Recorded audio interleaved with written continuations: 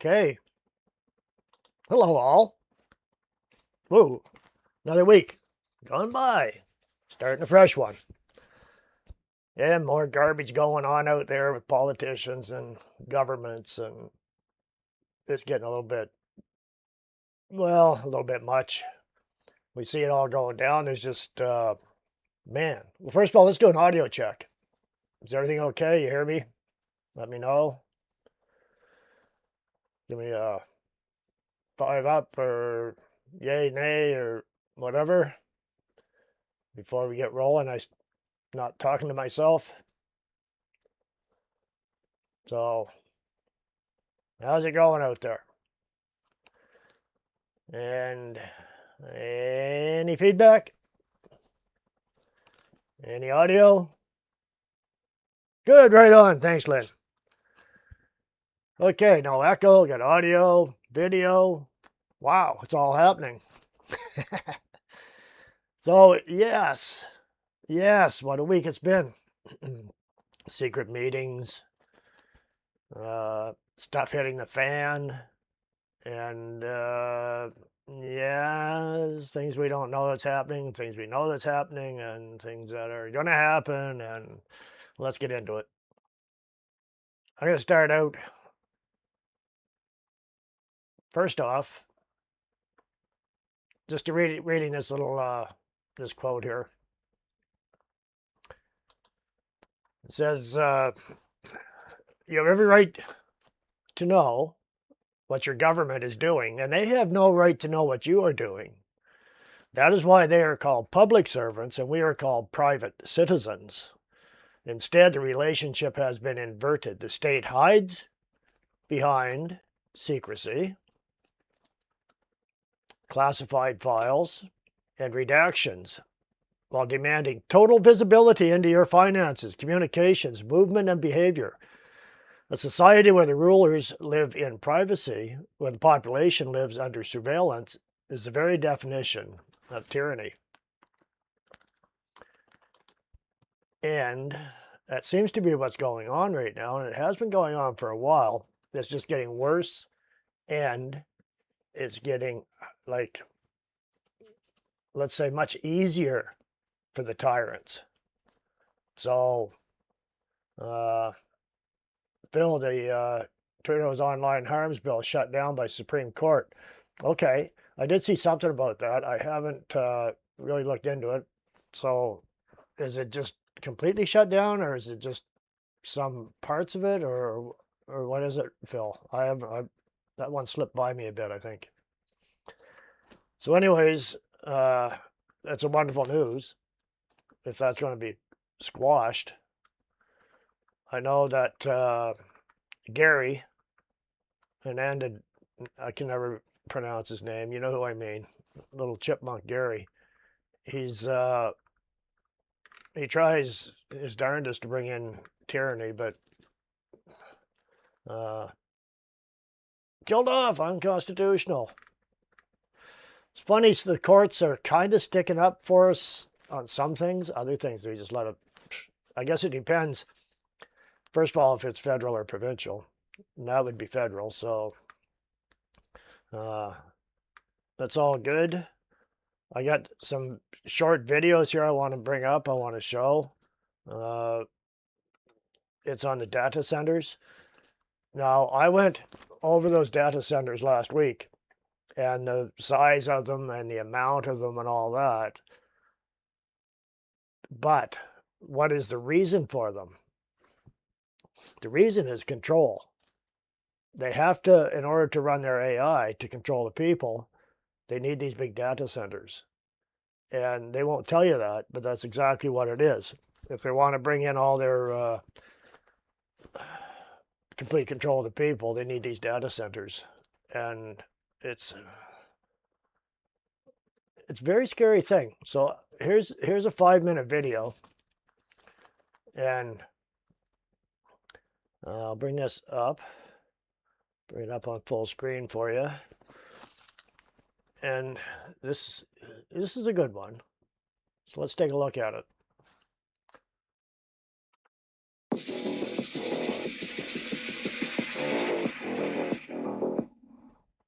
The AI data centers in America have already become hugely unpopular. The noise pollution from their cooling systems reach up to 100 decibels and run non-stop. They are drawing down aquifers in areas that are already in short supply, turning the water brown and tainting it with a disinfectant smell. And there is no benefit to the local community. A U.S. Chamber of Commerce report found that each data center provides about 157 jobs. Because of all this, developers have been using non-disclosure agreements with local officials, and projects are announced only weeks before voting for approval. There are now nearly 200 active opposition groups across the United States, and it's growing fast. The official story is that the U.S. needs to stay competitive to beat China in an artificial intelligence arms race. But that story does not add up. The United States has already built over 4,000 data centers. China ranks at number 4 with 368. What they appear to be is the infrastructure for a new financial system, one that includes mass surveillance and autonomous weapon systems to protect it. The US dollar system is quickly collapsing, which would devastate the entire world economy. The only solution being played out is the AI agentic economy, which requires a massive amount of computing power. This new AI agentic system will be run by autonomous software entities that can own wallets, earn and spend money, create contracts, and transact with each other without human intermediaries. This addresses the debt problem by growing the economy faster than the debt accumulates. Like the petrodollar, it extends US dollar hegemony without fixing its core issue, the debt. The Bank for International Settlements is the bank for central banks. It is immune from any national law, and its employees have diplomatic immunity. It answers to no government on earth, and every central bank is a member. BRICS only appears to be in opposition to Western banking. It is not. BRICS is aligned with the rest of the world in adopting this new AI digital banking system. But a growing number of analysts agree that this is a temporary fix. After about 10 years, the consumption of resources, the displacement of human workers, and the massive transfer of wealth to the few who own these AI agents makes a fundamental restructuring unavoidable. And yet, the entire world is going along with this plan. The question is, why? As we covered in last week's video, the New World Order, the emerging unipolar world is preparing for a major geological event that is expected to be catastrophic for the United States and beneficial to Russia.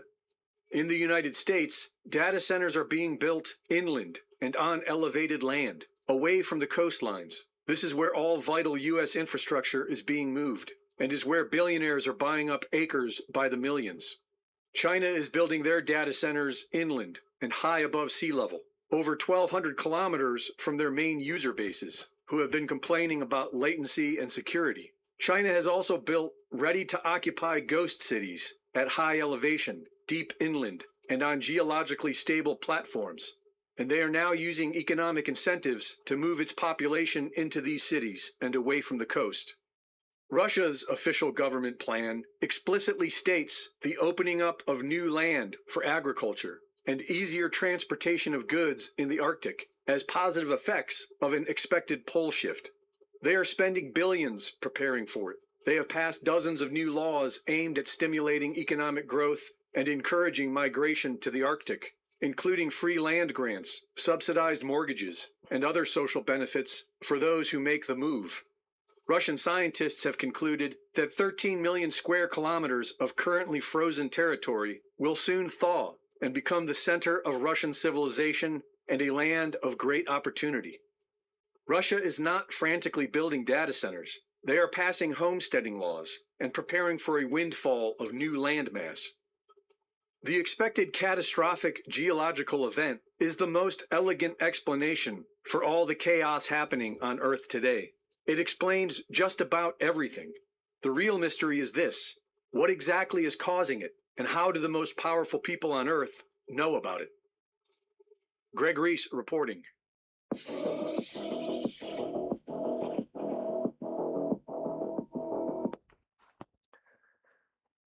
Yeah, uh, that's another angle of looking at it. These data centers, I'm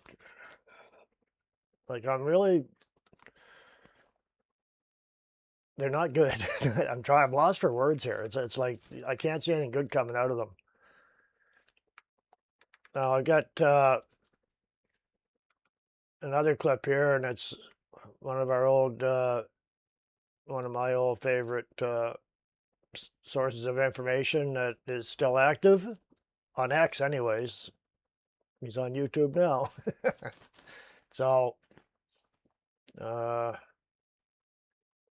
here he is, the big guy himself, the one and only Alex Jones.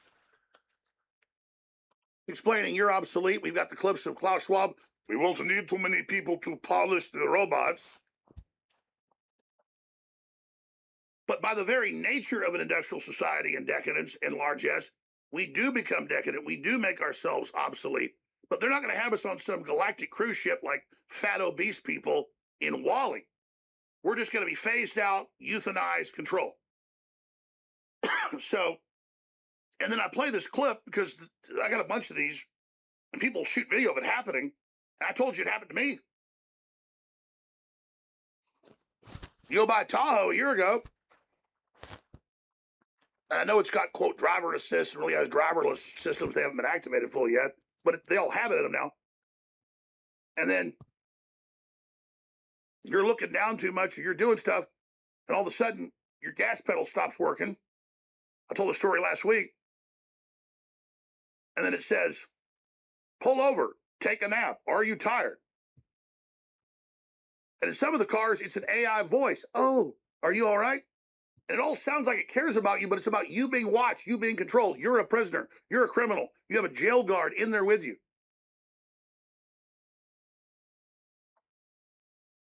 So people don't pay attention to the actual law or it happening, but they do pay attention when they're trying to get on the highway. And because it's a short woman, it can't scan her eyes, so it kills the car. So this is about giving total control over to this AI. It's what the 5G is about, what the drones are about, all of it. Here's the close. People are like, wow, this is a bit scary. It's completely new territory. I mean, will we still need humans?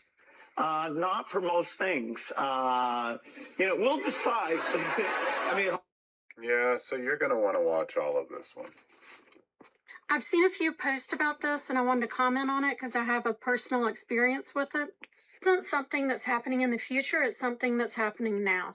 I rented a car in Europe, and as the woman handed me the car keys, she said, this is a brand new car. And she was like super excited about it. She was like, it's 2026. And I was like, awesome. No one's had a chance to like fart or smoke in it. This will be great. And I'd driven it for a day or two, and I was getting on a highway. It was a 6-lane highway.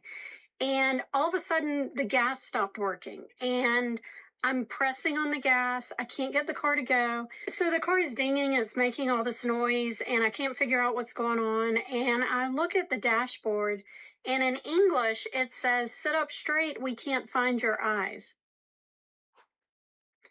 Why do you need to see my eyes? That was my first thought. And I'm short, so I sit low in the seat. And I guess, I don't know, maybe I'd been driving a while and I'd kind of slouch down more instead of sitting upright. And when I sat upright, the gas would work once again. And so I pressed the gas, but I was slowing down enough that it was going to cause a traffic hazard. And the thing is, it knew I wasn't asleep because I was pressing on the gas. So it knew I was awake. It just wanted to see my eyes. So once I sat upright and leaned forward, I guess it did facial recognition. And then it says, may I send you these results to a third party? To which I said, no, you may not. No. Who is the third party? Who, first of all, who's watching me drive the car to begin with? Secondly, who is the third party you're sending it to? And lastly, it is so dangerous. There are so many scenarios where losing control of the gas can put a car in a very dangerous situation. Like, what if I was pulling out in front of a semi-truck? What if I was going over a railroad track? And the absolute worst part is the argument for this is to combat sleepy drivers. And the truth is, if you fall asleep while you're driving, you're not going to be pushing down all the way on the gas. You're going to let up, you're going to relax. No one keeps their foot pointed while they're asleep. And if they say, well, what about cruise control? Then just take off cruise control. Disable cruise control in cars. That's the solution. Not, I need to see your eyeballs for the car to work. There's so many dangerous implications for this. But even if you're using it just for the good implication, sleepy drivers, we need to see eyeballs at all times, it's still wrong. It's still a stupid idea. But they already put it in the cars before they passed this law. Notice she's in Europe. It's there too. It's all coordinated. It's all prepared. Ford's latest patent lets your truck scan your face and read your lips, and one day it could testify against you. This is all being rolled out because the elites control it. This is their control system. Unbelievable. Now, whether you're in Europe, Australia, New Zealand, the U.S., Canada, man claims, this is AlexJonesLive.com, government drones surveilling backyard food gardens. No, he did a FOIA and got it. And it reported a video going viral on social media featuring a man claiming he discovered the government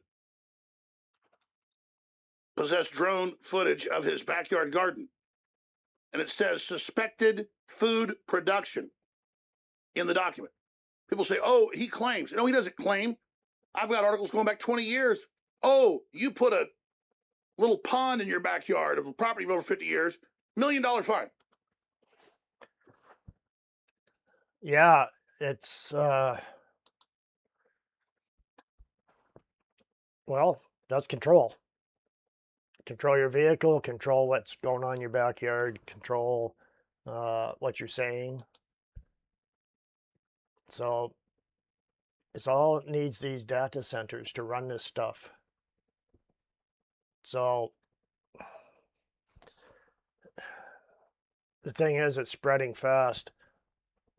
I had asked, I was wondering how many, just for Canada, okay? I mean, we've seen what they say was happening in the US, but what about Canada?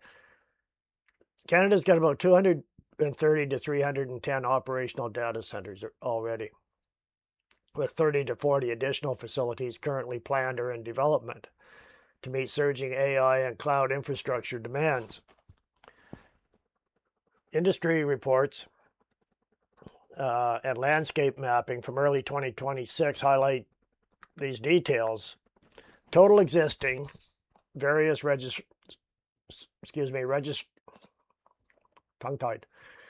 various registries logged between 239 and 309 operational facilities. This includes both smaller telecom legacy sites and massive hyperscale data centers operated by giants like Amazon, Google, and Microsoft.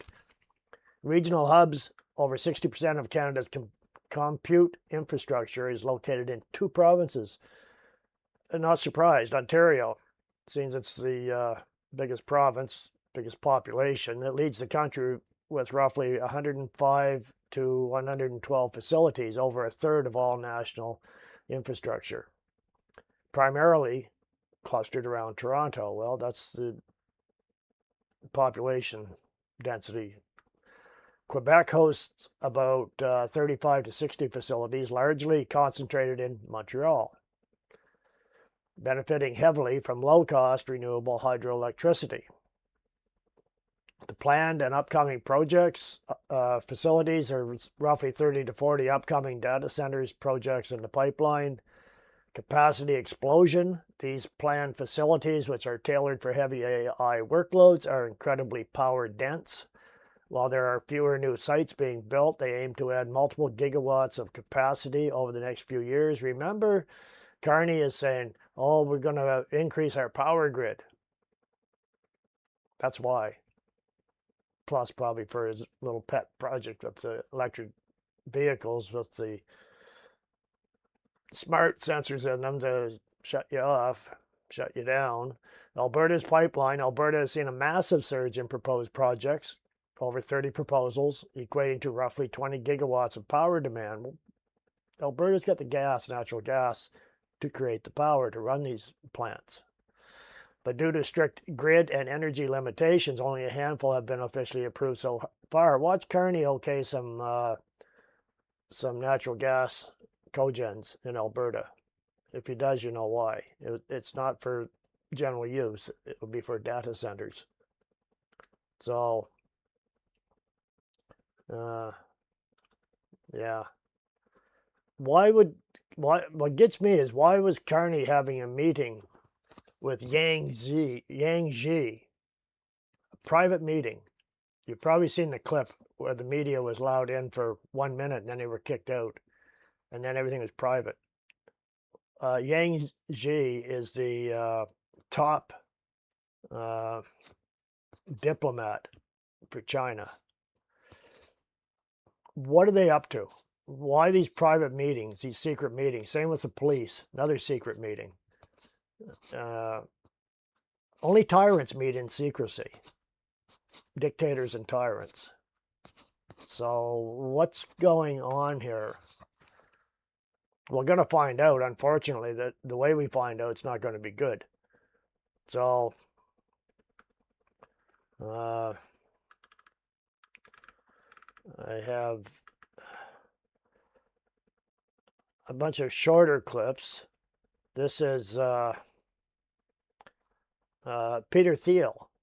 Peter Thiel is moving his family to Argentina. He's getting out of the U.S. He says, well, the taxes are too high. No, that's not the reason. That's part of the reason. The other part is he thinks the U.S. is going to go down and he doesn't want to be there. And he's going to be part of the problem for taking it down. This guy's a psycho. So this one here is a 1 minute clip of Peter Thiel. I'll bring this up for you so you can see this guy.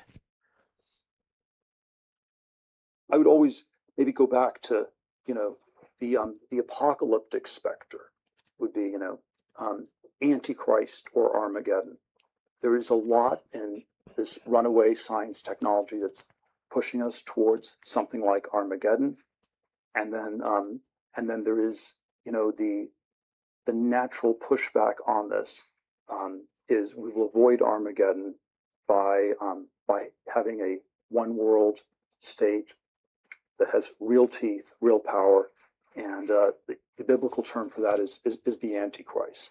The Christian intuition I have is, I don't want Antichrist, I don't want Armageddon. I would like to find some narrow path between these two where we can avoid both. And then certainly there are ways that you defer it if you can. You try to do new things. I don't think it's a purely reactionary thing.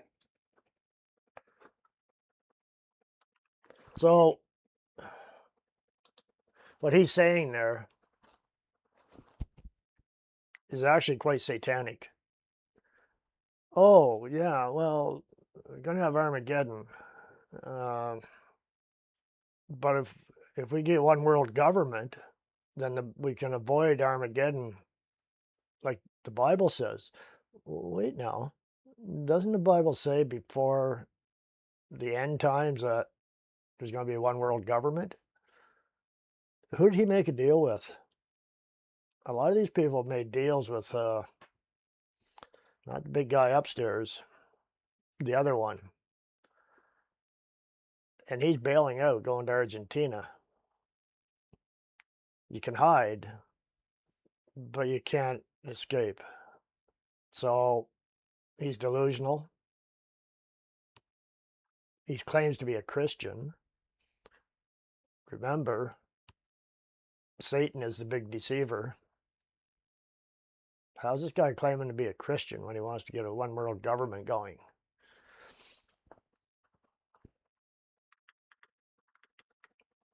This is all, it does all come together eventually. It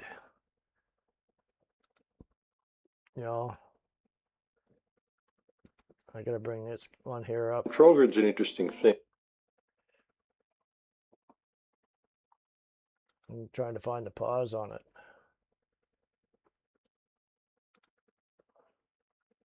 Control grid's an interesting thing. A lot of people don't realize what they're involved in.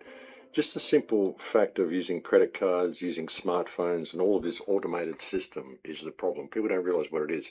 This system we're being led into is the New World Order in itself. The 5G smart grid is the New World Order, the Internet of Things. It's the New World Order. People don't really understand how that works, but what it's about is monitoring every single aspect of your life. The smart grid is being presented to people as this thing that's going to be highly beneficial to us. You know, you'll only be using the electricity that you use, you'll only be paying for that, all this sort of stuff. So it's been presented as a really positive thing. But what it will do, it will put a dollar value on absolutely every aspect of your life. So that every time you turn on a tap, the credit goes. Every time you turn on a light, every time you watch your TV, every time you boil your jug, every time you do anything, there's a dollar value attached to it. There's an interesting TV show that came out a couple of years ago called Black Mirror. And they had one episode of that where everybody, the only job they had was running on a treadmill or spinning a bike and just to accumulate credits, and they had to pay for every single action that they performed. And that's what the smart grid is. That's what we're being led into. And it's all about digital currency and control of everything. And if you're someone who lives a slightly alternate lifestyle, say you grow a few vegetables and you give some to your neighbors, or you do a little bit of massage for someone, or you do a bit of tarot reading or something like this, the only way you're going to be able to get paid for that once the smart grid comes online is through the transfer of digital credits, which means the government will get a tax. You'll have to put it on your income tax, or everything will be monitored. That's what it's about, complete blanket surveillance of every single action people are doing. That's what the smart grid is. And it's being rolled out underneath everything else while we're arguing about all of these issues and being given all of these global conflicts and all of this theatre of politics to fight and squabble about. Underneath all of that is this smart grid. And it's rolling out very, very quickly. And the smart grid, the 5G grid, underlying that is the fact that the 5G system that they're using to run the smart grid, the Internet of Things, is also being used by the military. It's a military-grade technology. It's basically an active denial system. So the 5G grid not only will track everything you do, it can be used as a weapon. It can be used as a microwave cannon. It can be used to disable people, to track people. It can see through walls. It can see what you're carrying, whether you're carrying money, whether you're carrying a weapon, all this sort of stuff. So it's very, very evasive. Plus it does all sorts of damage to us biologically. You know, it damages our cell structure, damages the cell structure of all food, changes the cell structure of everything that it comes into contact with. And the 5G system will be a blanket system, blanket wave of communication. Now, we've got situations now where you lose signal on your mobile phone if you move too far away from a tower. That won't happen with the 5G. It will be everywhere, right across the country, in rural areas, everywhere. You'll be able to get perfect signal. So everyone's going to kind of welcome this, but they don't realize what it is. It's about everything talking to everything else and everything tracking everything else. And also with the smart grid, it turns virtually every smart appliance into a surveillance system. There's been a new law passed in Australia where police have just been given the permission to tune into smart devices and listen to what's going on in people's homes. They can tune into your refrigerator. A lot of people don't realize your smart fridge has a microphone. They can tune in and listen to the conversations you're having in your kitchen. So anybody who's targeted for any reason at all, if they've got suspicions about anybody, they can just tune in, listen to their devices, their mobile phones, their refrigerators, their televisions, turn their cameras on, watch them through the television, all the stuff that they're doing. This is what the smart grid is. And this is being rolled out underneath everything. And we've got so many people distracted on so many issues trying to address the government corruption and all of this stuff. They're not realizing that this is all rolling out. And in another 3 or 4 to 5 years, they're just going to wake up and go, what happened? How did I suddenly find myself in this digital prison? Because that's what it is. That's virtually what it is. It's a digital prison, a digital control grid. And if you want to participate in this society, you're going to have to participate in the smart grid. So we need to look at what it is and what it's going to be used for, and realize that the technology that we've got, we could use for our benefit. You know, all of this stuff could be used in completely different ways, in completely different directions. A smart grid could be used to the great benefit of mankind, and it's being presented in that way. But when you look at the people who are running it, the people who are running the world, well, the world's run by criminals, and they're not going to use this in the right way. They have no intention of it. And if you look at some of the white papers they've put out themselves, papers that have been put out by the Pentagon recently, that talk about a federal vision for future computing in the nanotechnology grand challenge, and they talk about this 15-year plan they've got to roll all this out and eventually hand it all over to AI to control.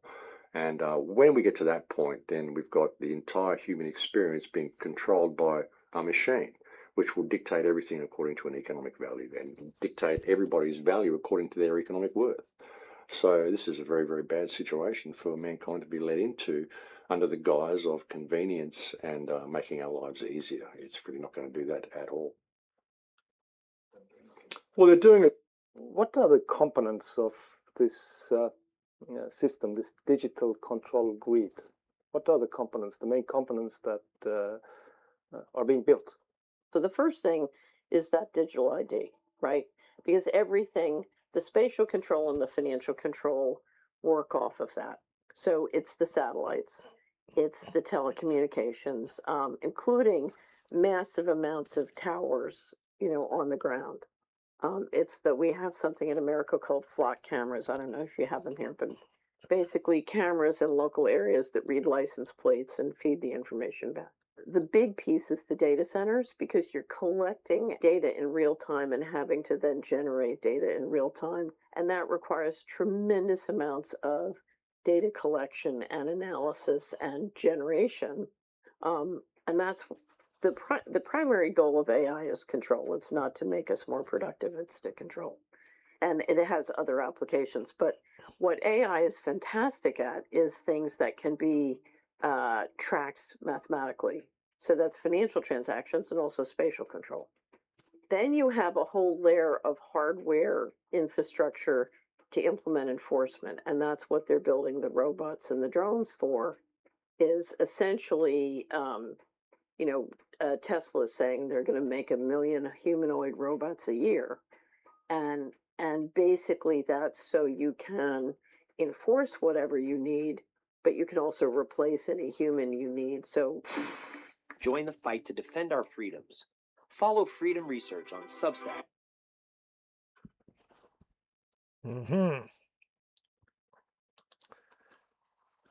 So people are getting the message out, but how many people are actually paying attention is the problem.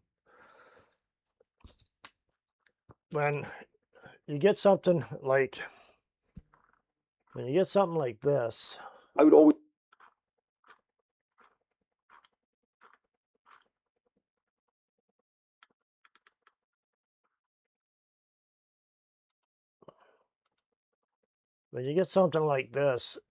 it's like rubbing your nose in it, right? And that's what this clown likes to do. I don't think he's stupid, but I don't think he's super intelligent either. So this is his. You've all seen this, but I'm going to play it. It's just a few seconds long. It's 41 seconds.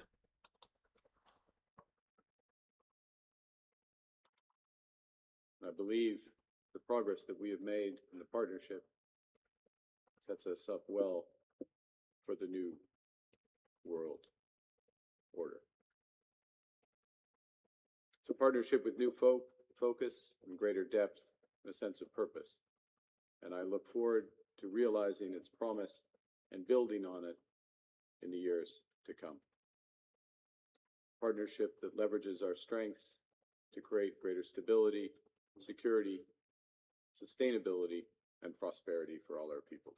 And I look forward to this working session to advance those objectives. Thank you. Remember the phrase,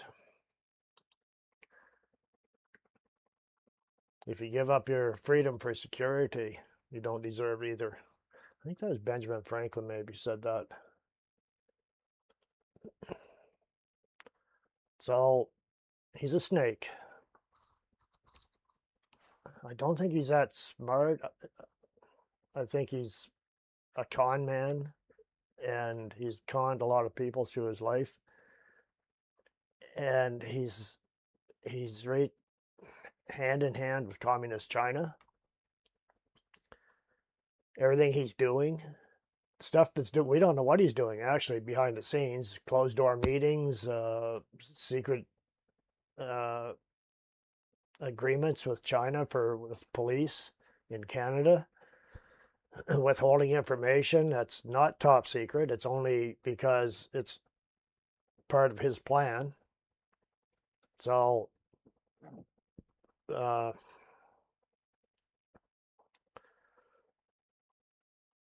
get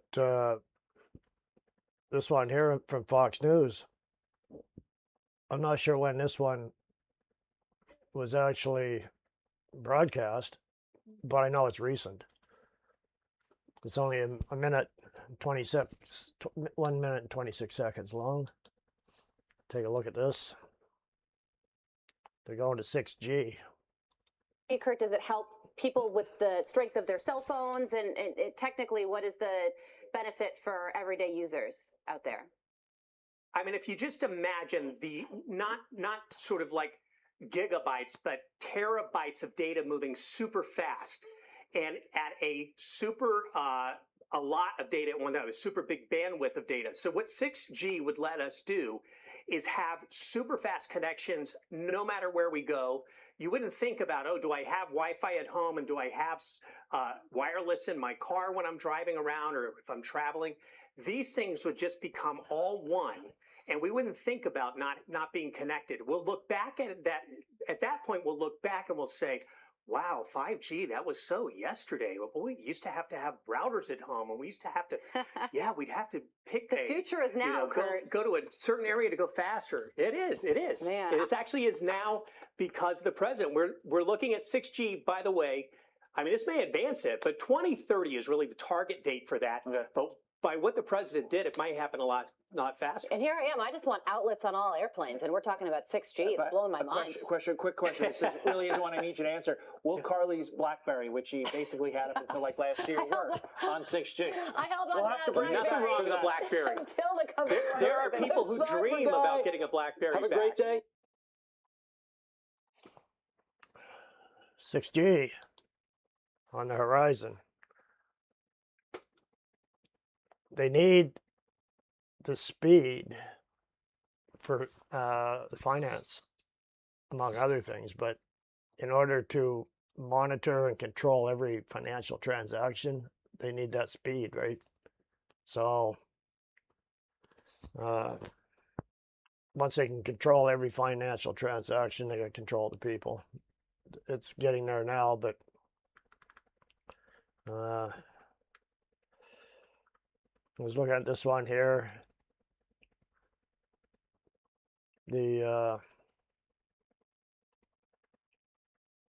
I'll bring this up so you can see what I'm going over here. It's okay. So what this says is before AI, the threat from the global panopticon of surveillance was theoretical. AI made it real. That was posted recently by Richard Hart. And despite the fantasy imagery and dramatic framing, the underlying point is difficult to dismiss once you sit with it properly for a few minutes. Ironically, this entire article is also being written by AI, which probably does not help ease anyone's concerns, but here we are. The reality is that surveillance itself is not new. Governments, corporations, and intelligence agencies have been collecting data for years. Phones track location data constantly. Social media platforms build behavioral profiles. Search engines monitor interests, fears, and desires.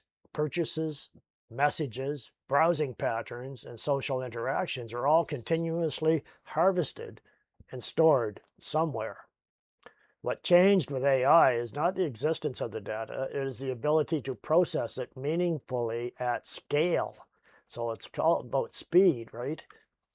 Before modern AI systems, the sheer volume of information acted as a natural barrier. Even if institutions possessed enormous databases, humans still had to manually sift through them. There were practical limitations to observation. Most people disappeared into the noise simply because there was too much noise. Now the machine can understand the noise. A decade of posts, comments, purchases, voice recordings, and interactions can now be analyzed within seconds to construct a surprisingly accurate psychological profile. AI can infer political leanings, emotional vulnerabilities, personality traits, habits, relationship networks, and behavioral patterns from fragments most people would consider meaningless in isolation. AI can put that all together, right? What once looked like disconnected breadcrumbs now forms a map. This is where the idea of the panopticon becomes relevant. Philosopher Jeremy Bentham proposed the concept centuries ago as a prison design where inmates never knew whether they were actively being watched. The uncertainty itself changed behavior. People internalized surveillance because they assumed observation was always possible. The digital version of that system is infinitely more sophisticated. Most people now voluntarily upload their lives into interconnected databases while carrying location tracking devices in their pockets 24 hours a day. AI simply gives those systems eyes capable of interpreting what they see. That is why the Eye of Sauron metaphor resonates. In Tolkien's world, the eye represented concentrated attention and overwhelming reach. It was not all-seeing in a magical sense, but once it focused on something, hiding became increasingly difficult. Modern AI-driven surveillance operates similarly. Most individuals remain invisible until systems decide they are not.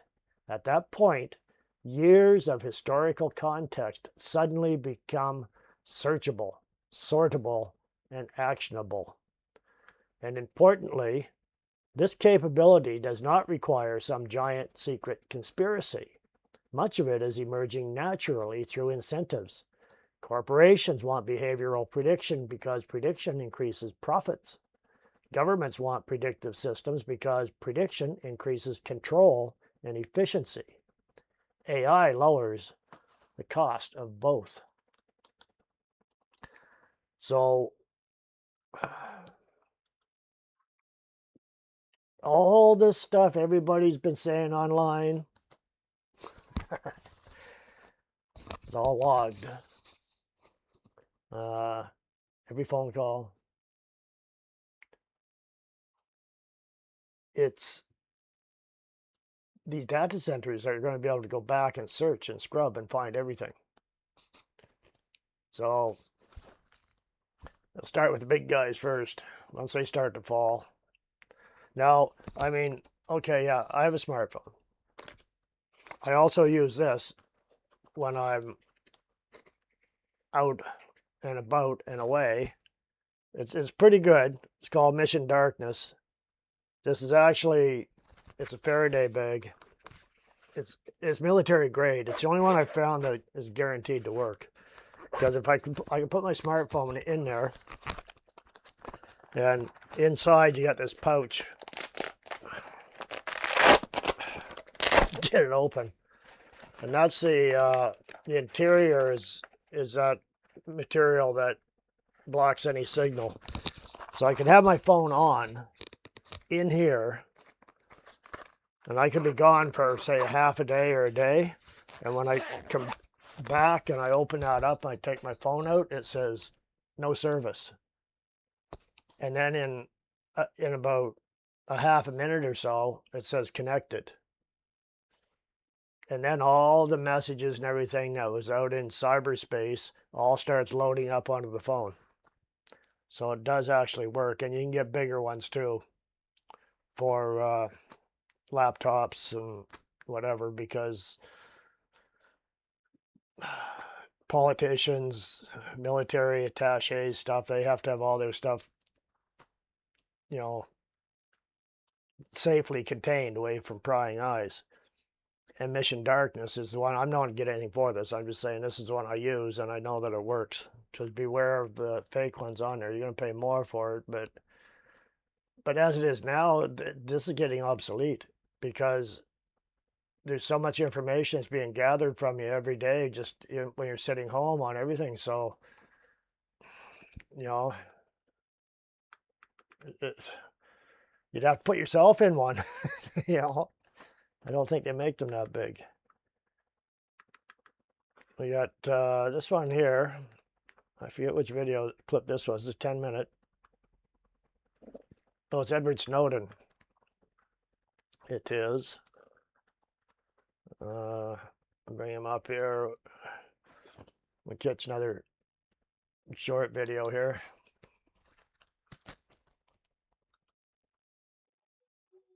Nearly every single one of you is carrying a remotely controllable device on your person. Oh, I'm not worried about the Mossad, right? The batteries in your phone, in your laptop, in your electric car, they hold tremendous amounts of embodied energy. The world has changed a lot in 15 years, but what intelligence services do really hasn't. And I want to start with that because while their practices haven't changed, the scale of them has. And that's what really brought me forward. It's not that, the government was spying on somebody. They've always done that. It was the government was spying on everybody. And it wasn't that they didn't want to do that in the past, but that they didn't have the capability to do it. We were talking about things that were the Stasi's, wet dream. And now we see that creeping everywhere. Pavel Durov, the founder of Telegram, was one of the people that I tweeted about a few weeks ago. I had hoped to speak about here. Because I think this really emblematizes what has changed. Nobody really talks about who's actually on the other end of those conversations. ChatGPT has the former director of the NSA sitting on its board. Edward Snowden called that a willful, calculated betrayal of the rights of every person on Earth. And that made me stop and think. Every prompt you type is tied to your identity, your account, your IP, your history. That's why we use Venice.ai, today's sponsor. Venice is an AI platform built specifically for privacy. It lets you interact with the world's leading AI models anonymously, meaning your conversations are never tied to your identity. You can switch between different models, text, code, image, even video, all in one place.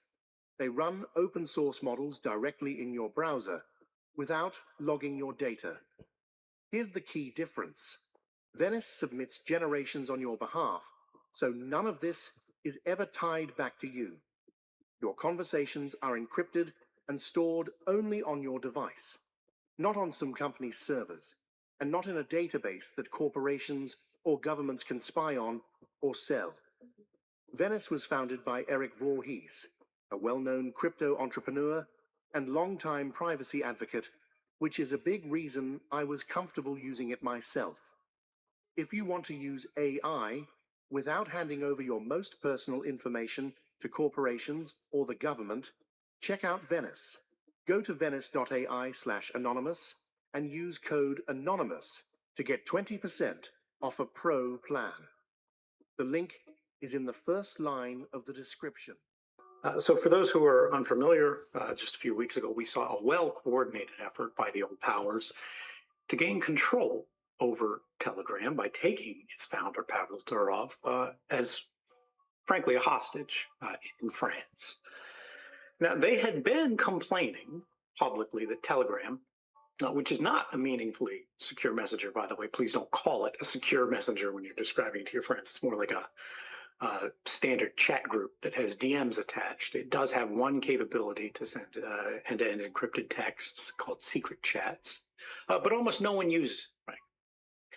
Anyway, the state apparatus of the US and Europe had been complaining that Telegram had not been providing them enough control over its ecosystem, the ability to shut down channels at will, as they do on Facebook and everybody else, to dox their users.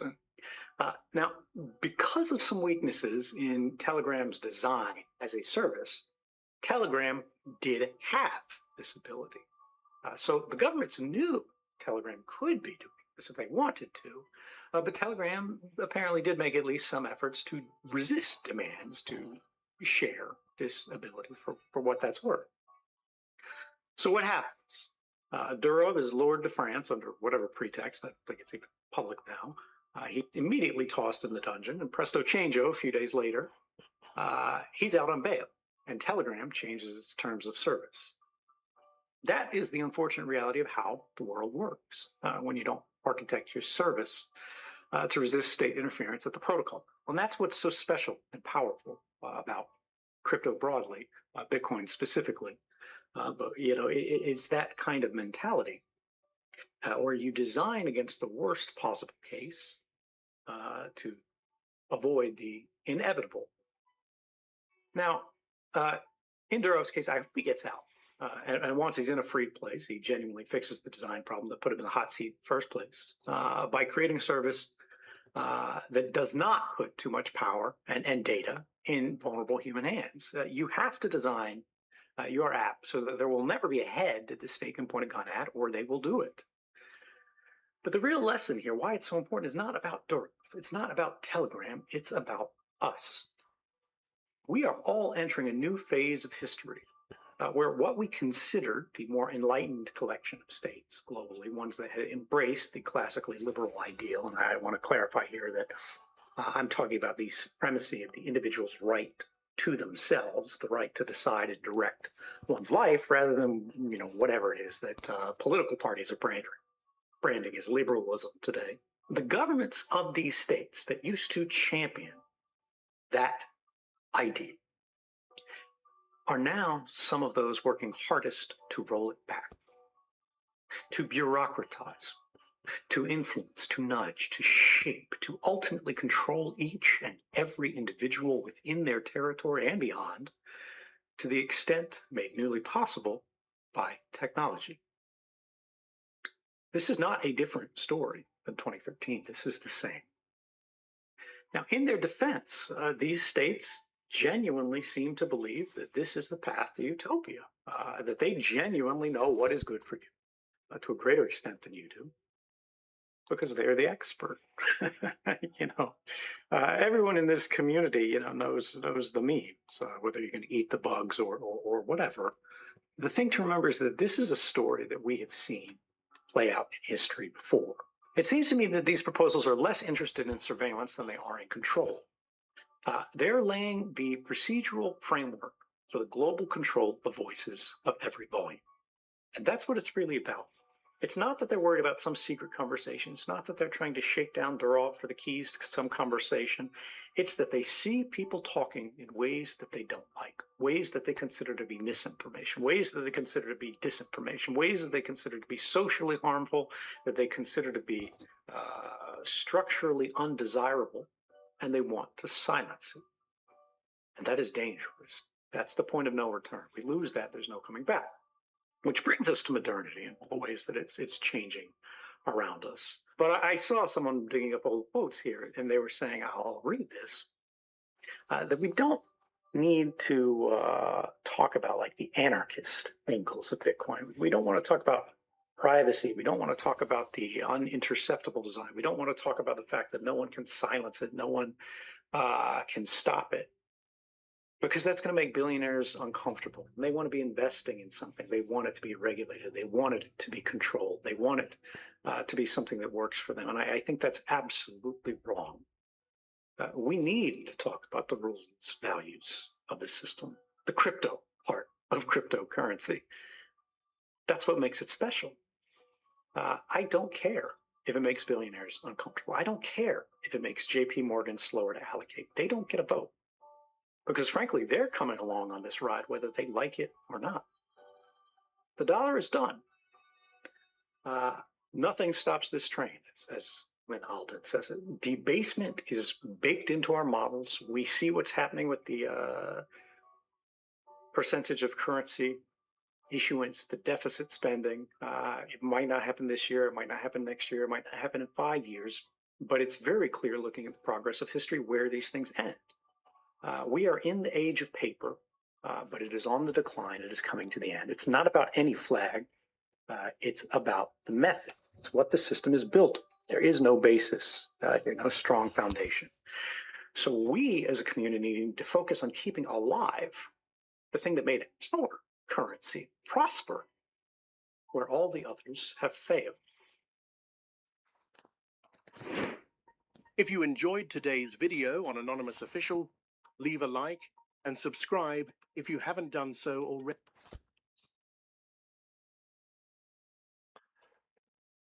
Yeah. So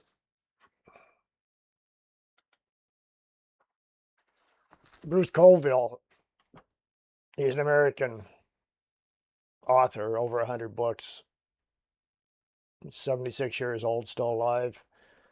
One of his quotes was, "Withholding information is the essence of tyranny, but control of the flow of information is the tool of the dictatorship." Right now, we're into the control of the flow of information. So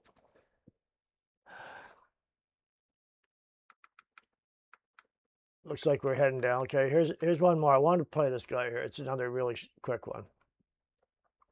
It's under a minute long, but it's a good one. That's where I see us going. And these data centers are a huge, huge part of that, because you don't need this many data centers to run Grok, right? The data centers are being built because they know that they want to track and trace every single thing you do. We talked during COVID about track and trace going under the skin. That's coming. We see Bill Gates' little needle patches and all these other things that are coming. We see that they're working on interface. 6G will include technology that they think will allow for wearables and other such things, and including implantables to directly connect to the internet. So we're seeing what's happening is they're building out this digital control grid, digital prison. That's where I see us going. And these data sets. So the other thing I seen was in the US and soon to come here is some of the grocery stores, stuff's being locked up because of theft. And some sections you can't get into. You have to, I guess, have a code or something to open it up to get in. They're talking about shopping carts that will be digital. They'll read the price on the item, and you probably put 200 credits or $200 or something up front, and then as you fill your card up, then it will deduct from that amount of money, and that way everything gets scanned, so you can't get through without an item being scanned. And in Canada, it's probably not too far behind, because even right here, I see there's security guards in every grocery store. So if they got the security guards, that's just one step before this stuff. They all have gates going in now, so those gates, except for Costco because it's a membership club, but the other ones, they have gates that open for you, like Walmart, which I don't go to, but anyways, Walmart, Sobeys, Superstore, those gates won't open unless you have the proper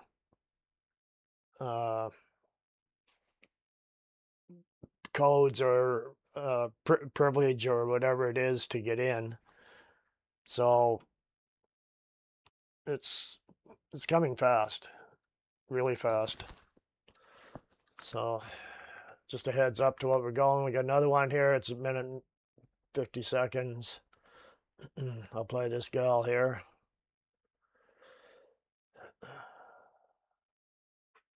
I don't think I can bring it up full screen. Don't matter. It's a short one anyways. I don't even know how to rewind it. I'll have to come out and back in maybe.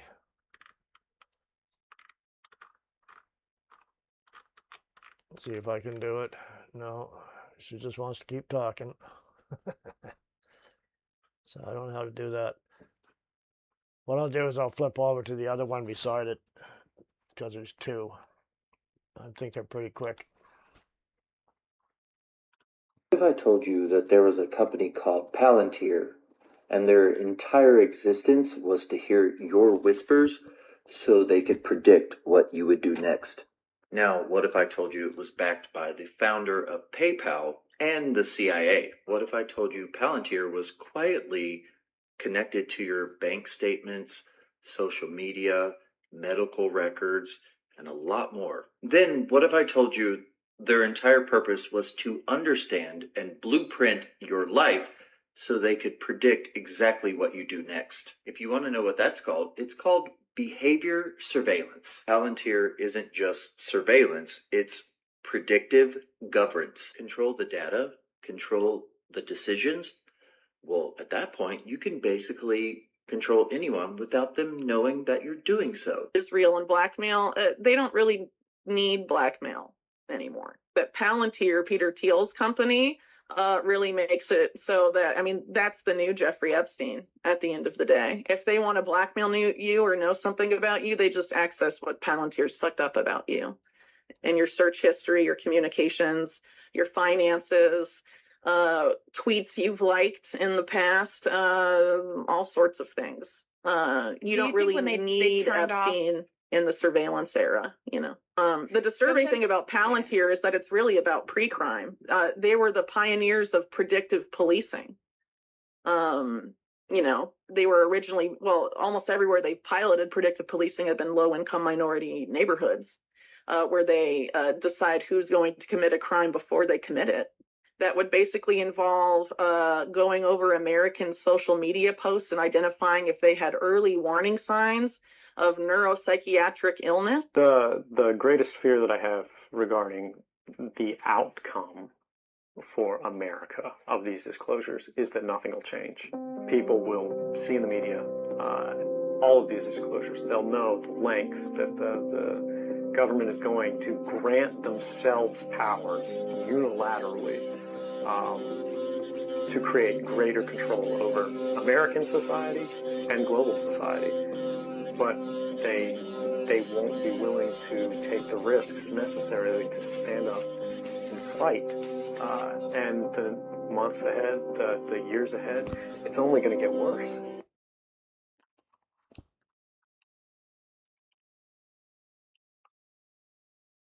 They did a 180 and they said that they were going to walk the digital ID back. Starmer said that the government's digital ID and the app that you have to keep on your phone will now be optional. However, the digital verification in order for you to work is still mandatory. They're just going to have you use private companies instead of going through the government directly. Companies like Yoti and iProve and Post Office Easy ID. But here's what nobody's explaining. When those companies verify you, they have to query a government database. Now your right to work check will go through the home office system. Your driver's license gets verified by DVLA records. And who do you think runs the home office system? Well, as of October of 2025, Oracle does. They signed a $72 million cloud computing contract. DVLA also runs on Oracle's infrastructure. In fact, they were just awarded a pretty significant contract for Oracle Premier Support in March of 2025, valued to be around £2.8 million. Or how about your NHS patient records? There's no way Oracle has their paws on that, right?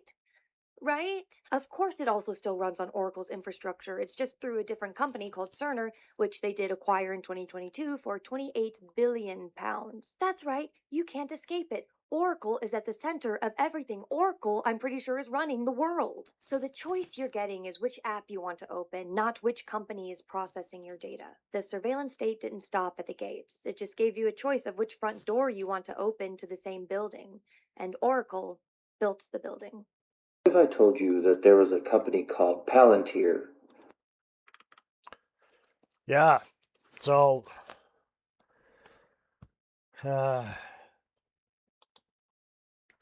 looking pretty grim.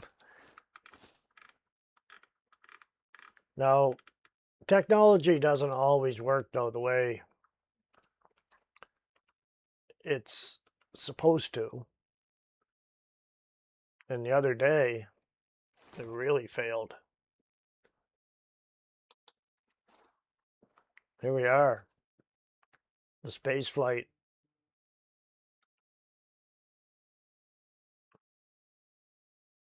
You may have seen this one. Oops.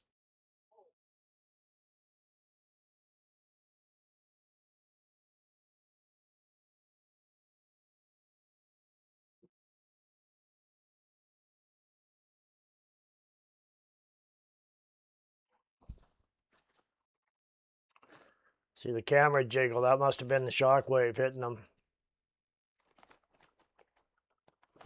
So, well, Elon, you got to build another spaceship.